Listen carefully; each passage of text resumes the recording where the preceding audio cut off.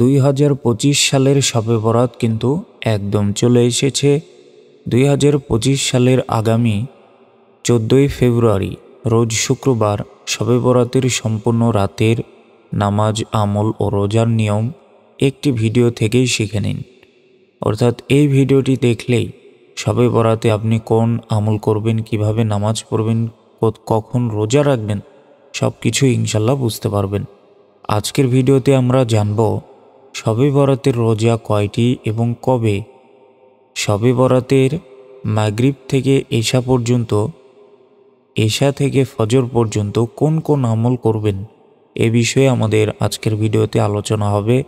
এছাড়াও শবে বরাতের রোজার নিয়ত কি আরও আলোচনা করা হবে। শবে বরাতের নামাজ কয় রাকাত, শবে বরাতের দিনে ও রাতে দোয়া কি, মানে কোন কোন দোয়াগুলো আমরা এই শবে বরাতের রাতে বা দিনে পড়ব।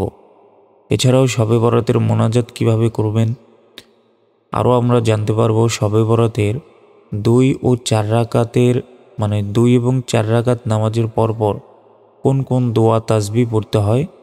তারপর শবে বরাতের রাতে তাহাজ্জুদের নামাজ, তারপর সালাতুল হাজত, সলাতুত তাওবা, সলাতুত তাসবিহ, এই নামাজগুলো কখন এবং কোন নিয়মে পড়বেন এ বিষয়ে আলোচনা করা হবে।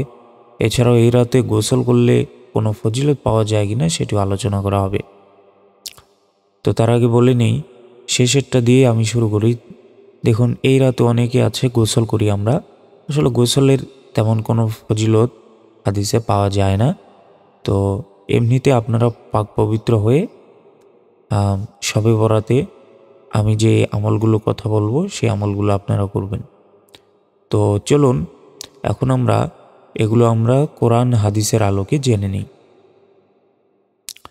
দেখুন, শবে বরাতের নামাজ, এখন শবে বরাতের নামাজ সম্পর্কে জানব।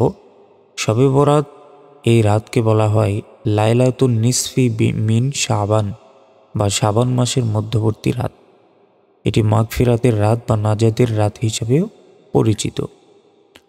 তো রাসূল সাল্লাল্লাহু আলাইহি ওয়াসাল্লাম বলেছেন, এই যে শাবান মাস, এই শাবান মাসের 15তম রাতে মহান আল্লাহ তার রহমতের দরজা খুলে দেন এবং অগণিত বান্দাকে ক্ষমা করে দেন। সুবহানাল্লাহ। তবে যারা শিরক করে এবং যারা অপরের প্রতি বিদ্বেষ পোষণ করে তাদের জন্য ক্ষমার দরজা বন্ধ থাকে।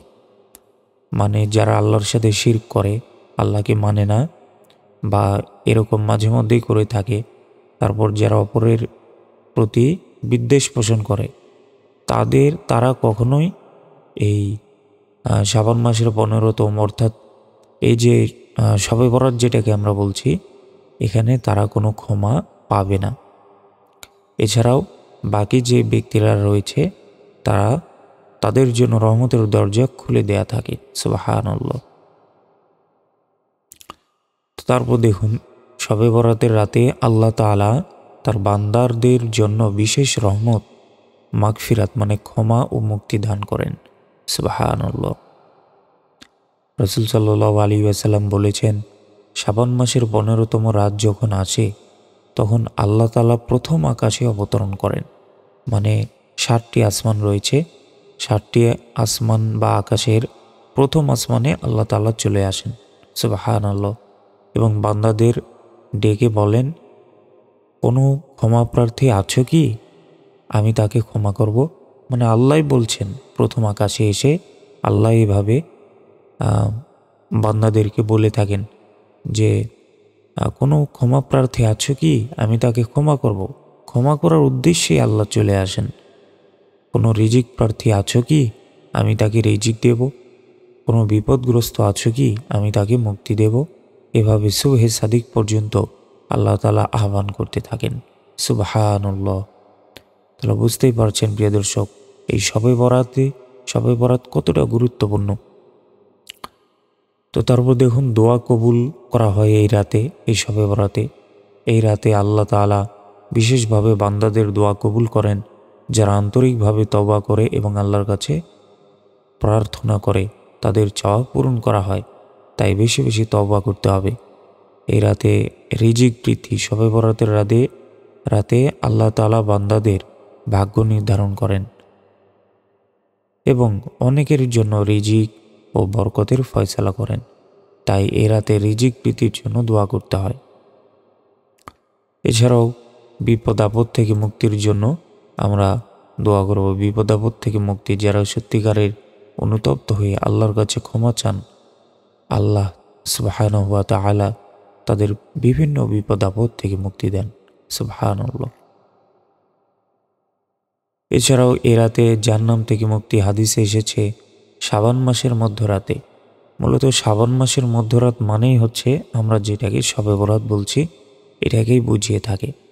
তো শাবান মাসের মধ্যরাতে আল্লাহ তাআলা দুনিয়ার আকাশে আসেন এবং বনু কলব গোত্রের পশমের সংখ্যার সমান লোককে জাহান্নাম থেকে মুক্তি দেন। সুবহানাল্লাহ। এই যে বনু কলব গোত্রের পশমের সংখ্যার সমান মানে অগণিত মানুষকে জাহান্নাম থেকে মুক্তি দেওয়া হয়।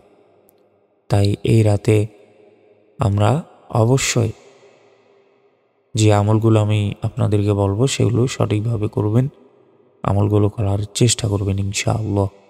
শবে বরাতের নামাজ সম্পর্কে নির্দিষ্ট কোনো নির্দেশনা নেই, তবে এই রাতে ইবাদত বন্দেগী করা অত্যন্ত ফজিলতপূর্ণ। তো শবে বরাতের রাতে নফল নামাজ, কোরআন তিলাওয়াত, দোয়া ও ইস্তেগফার করা উত্তম।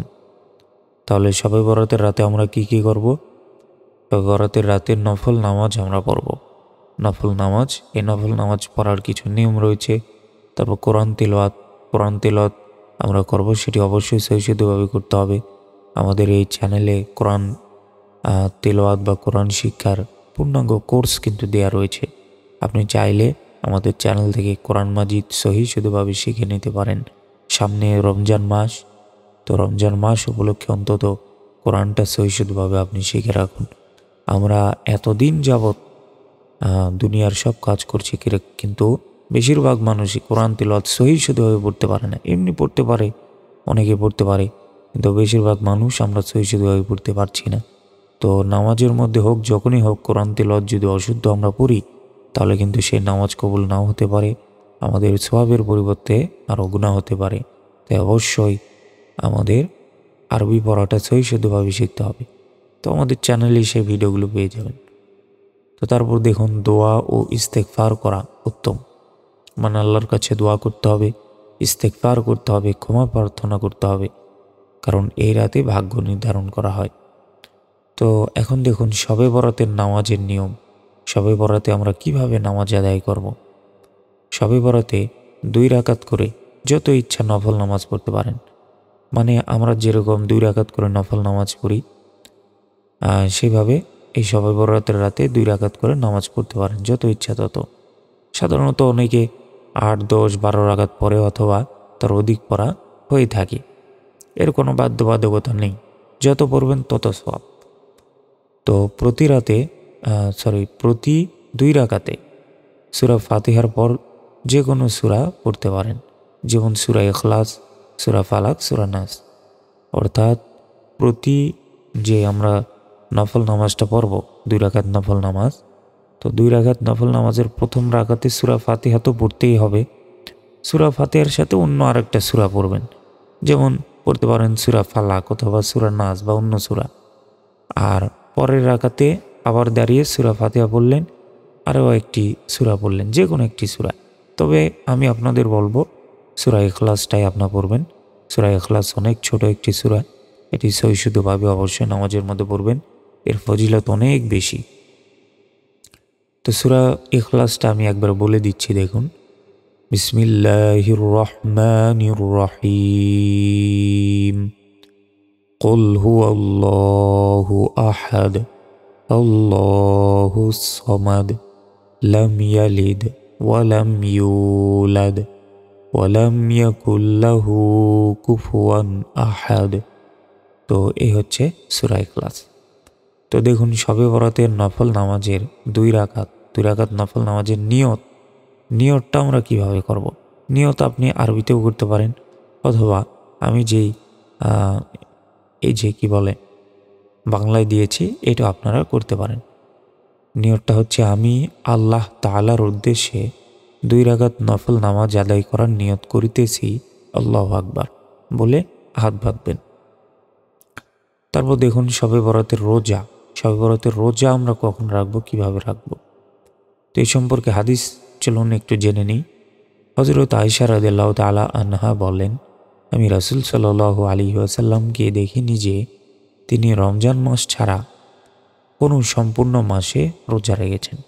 মানে রাসূল সাল্লাল্লাহু আলাইহি ওয়াসাল্লামকে হযরত আয়েশা রাদিয়াল্লাহু তাআলা আনহা এমন কোনো সময় দেখেননি যে তিনি রমজান মাস ছাড়াই কোনো সম্পূর্ণ মাস রোজা রাখছেন। অর্থাৎ তিনি শুধুমাত্র রমজান মাসেই সম্পূর্ণ মাসটা রোজা রাখেন রাসূল সাল্লাল্লাহু আলাইহি ওয়াসাল্লাম। তবে আমি দেখেছি, মানে হযরত আয়েশা রাদিয়াল্লাহু তাআলা আনহা দেখেছেন তিনি শাবান মাসে সবচেয়ে বেশি রোজা রাখতেন। অর্থাৎ রাসূল সাল্লাল্লাহু আলাইহি ওয়াসাল্লাম শাবান মাসে সবচেয়ে বেশি রোজা রাখতেন। শাবান মাস মানে কোনটা?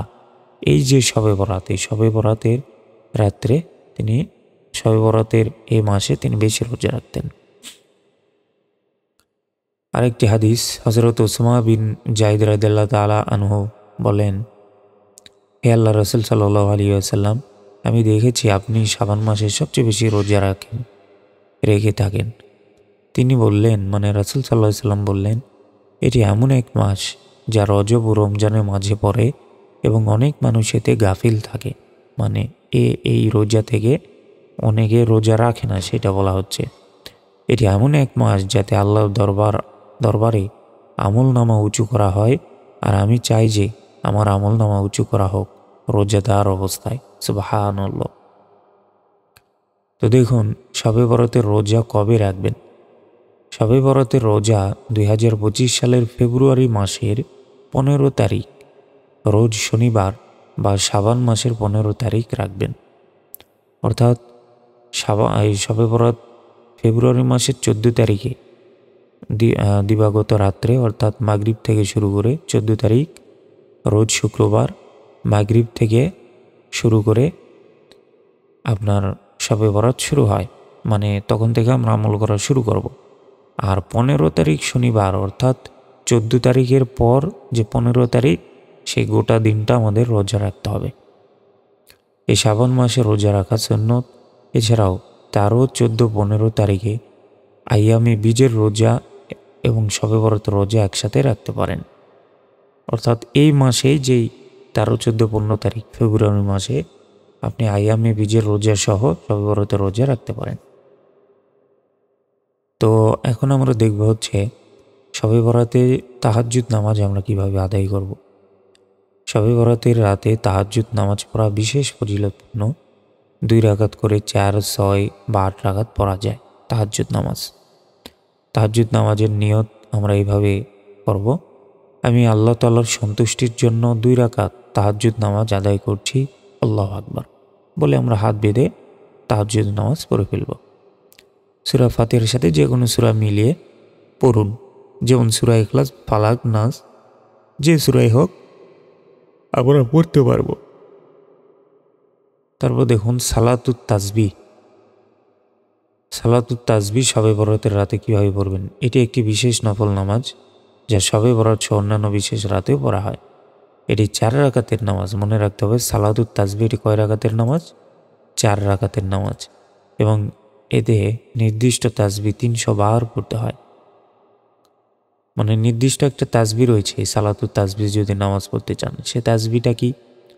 সুবহানাল্লাহি ওয়ালহামদুলিল্লাহি ওয়ালা ইলাহা ইল্লাল্লাহু আল্লাহু আকবার, ইল্লাল্লাহু ওয়াল্লাহু আকবার। অর্থ পবিত্রতা আল্লাহর, সব প্রশংসা আল্লাহর, আল্লাহ ছাড়া কোনো উপাস্য নেই, আল্লাহ মহান। শবে বরাতের রাতে ও দিনে এই দোয়া পড়ুন, আল্লাহুম্মা বারিক লানা ফি রজবা ওয়া শাবানা ওয়া বাল্লিগনা রমাদান। আবার বলছি, আল্লাহুম্মা বারিক লানা ফি রজবা ওয়া শাবানা ওয়া বাল্লিগনা রমাদান। অর্থ, হে আল্লাহ, আমাদের জন্য রজব ও শাবান মাসকে বরকতময় করুন এবং আমাদের রমজান পর্যন্ত পৌঁছে দিন। শবে বরাতের রাতে 2 ও 4 রাকাতের পরপর গুনাহ মাফের দোয়া পড়ুন। মানে শবে বরাতের রাতে যে 2 রাকাত 4 রাকাত নামাজ আমরা পড়ব, তারপর পর এই দোয়াটি পড়তে হবে, আল্লাহুম্মা ইন্নাকা আফুউন তুহিব্বুল আফওয়া ফা'ফু আন্নি। আবার বলছি, আল্লাহুম্মা ইন্নাকা আফুউন তুহিব্বুল আফওয়া ফা'ফু আন্নি। এটি কখন পড়ব? শবে বরাতের রাতে যে 2 রাকাত 4 রাকাত নফল নামাজ আমরা পড়ব, তারপর পর গুনাহ মাফের জন্য এই দোয়া পড়তে হবে। এই দোয়া পড়তে হবে। এর অর্থ হচ্ছে, হে আল্লাহ, আপনি ক্ষমাশীল, আপনি ক্ষমা করতে ভালোবাসেন, আমাকে ক্ষমা করে দিন। তো 2 রাকাত পড়লেন, তারপর আবার এই দোয়া করলেন, আবার দাঁড়িয়ে গেলেন, আবার নামাজ শেষ করে আবার ওই দোয়া পড়লেন, এভাবে পড়বেন। তো দেখুন, তাসবিহ তাহলিল আমরা শবে বরাতের রাতে কিভাবে আমল করব। তাসবিহ তাহলিল আমরা কি আদায় করব। দেখুন, তাসবিহ তাহলিল তো আমাদের পড়তে হবে। তো এ রাতে বেশি বেশি নিম্নে তাসবিহ পড়া উত্তম। যেমন সুবহানাল্লাহ 33 বার পড়বেন, আলহামদুলিল্লাহ 33 বার পড়বেন, আল্লাহু আকবার 34 বার পড়বেন। তারপর বিশেষ তাসবিহ লা ইলাহা ইল্লাল্লাহু ওয়াহদাহু লা শারীকা লাহু লাহুল মুলকু ওয়া লাহুল হামদু ওয়া হুয়া আলা কুল্লি শাইইন কদির।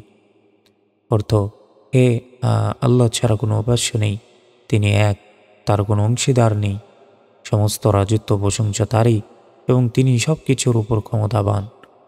শবে বরাতে প্রতি 4 রাকাত পরপর এই আমলগুলো করবেন। এছাড়াও জিকির, কোরআন তিলাওয়াত করবেন। তো এখন আসুন, এই যে এতক্ষণ আমরা পড়লাম, অনেক কিছুই আমল শিখলাম, নামাজ রোজা সব কিছুই শিখলাম। তো এখন শবে বরাতের রাতে মাগরিব থেকে ফজর পর্যন্ত করণীয় আমল ও তার শিডিউল। করণীয় আমল ও তার শিডিউল মানে শবে বরাতের এই যে 14 তারিখ মাগরিব থেকে শুরু করে ফজর পর্যন্ত আমরা কি আমল করব, তার একটি শিডিউল আমি আপনাদেরকে দিয়ে দিচ্ছি। দেখুন, মাগরিবের পর কি করবেন।